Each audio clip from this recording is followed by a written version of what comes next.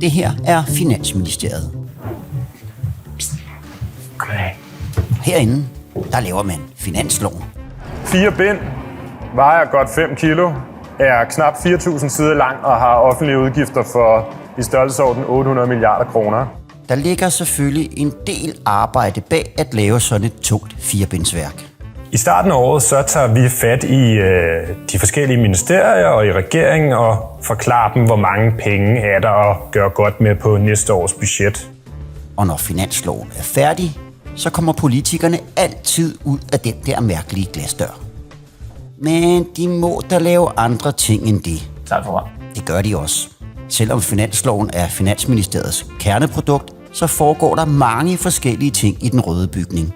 Det, jeg sidder med her, det er grundlæggende en lille pixie-bog med top tips til, hvordan man kan integrere klimahensyn som finansministerium. Vi har ansvaret for 2030-planen i Finansministeriet. Finansministeriet opdaterer løbende de mellemfristede fremskrivninger. Modsat så mange andre steder, så man er i virkelig tæt dialog med et andet ministerium. Det er en meget speciel oplevelse. Man kan sige, at Finansministeriet er linen, der skal binde det hele sammen. Tidligere i processen, der rækker jeg ud til de forskellige ministerier og de forskellige kontorer i Finansministeriet.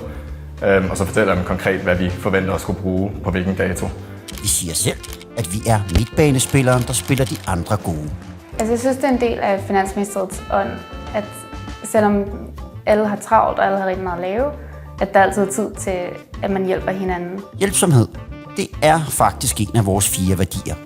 De andre er faglighed, troværdighed og engagement. Jeg tror også, der er nogen, der kan have en fordom om Finansministeriet, måske som et sted med folk med barberbladet på albuerne og sådan meget skubbe sin egen karriere frem. Formålet er, at vi understøtter hinanden på tværs af centraladministrationen. Det er jo det, der gør det interessant, at man får den berøring.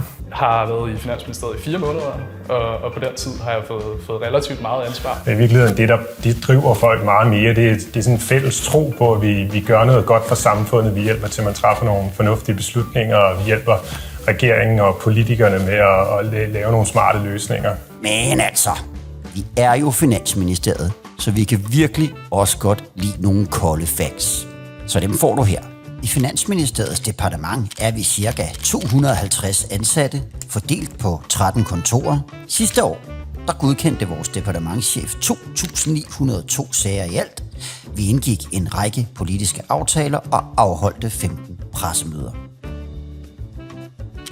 Og en hel del fredagsbar.